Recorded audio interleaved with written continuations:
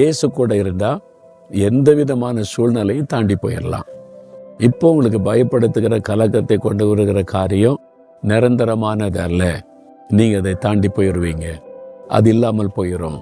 அதனால ஆண்டவர் சொல்கிறாரு, என் மகனே, என் மகளே, ஏன் பயப்படுற, ஏன் கலங்குற? நான் தான் உன் கூட இருக்கிறேன்ல, நான் உன் கூட வரேன், கூட்டிகிட்டு போகிறேன், நீ வா அப்படின்னு சொல்லி ஆண்டவர் சொல்லுகிறார். அதனால நீங்கள் சந்திக்கிற இந்த பிரச்சனை, போராட்டம் உங்களுக்கு கலக்கத்தை உண்டாக்குற மாதிரி தெரியும், உங்கள் வாழ்க்கையை அழிச்சிற மாதிரி தெரியும், உங்களை முடக்கி போடுற மாதிரி தெரியும். ஆனால் ஒன்றும் செய்யாது, நீங்கள் அதை சுலபமாக தாண்டி போயிடுவீங்க. ஏன்னா மரண இருளின் பள்ளத்தாக்கில் நடந்தாலும் பொல்லாப்புக்கு நான் பயப்படேன், தேவரீர் என்னோட இருக்கிறீர் என்று தாவீது சொல்லுகிறார். மரண இருளின் பள்ளத்தாக்கு, அங்கே போனால் மரணம் தான், அந்த இருள் தான், அதை கூட என்னால் தாண்ட முடியும். என் ஆண்டவர் கூட இருக்கிறார்.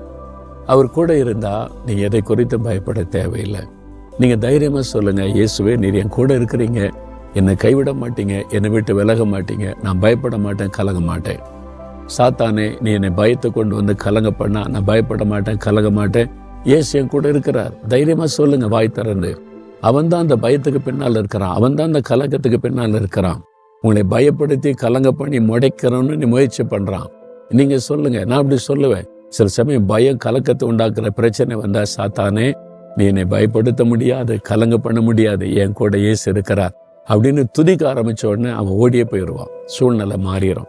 இப்போ சொல்லுங்க, பொல்லாத சாத்தானே நீ என்னை பயப்படுத்த முடியாது, கலங்க செய்ய முடியாது, ஏன்னா இயேசு என்னோடு இருக்கிறார், எனக்குள் இருக்கிறார், என்னை விட்டு விலக மாட்டார், கைவிட மாட்டார். இயேசுவே உமக்கு ஸ்தோத்திரம், என் கூட இருக்கிறதற்காய் ஸ்தோத்திரம், பயத்தை கலக்கத்தை மாற்றுகிறதற்காய் ஸ்தோத்திரம், ஸ்தோத்திரம்.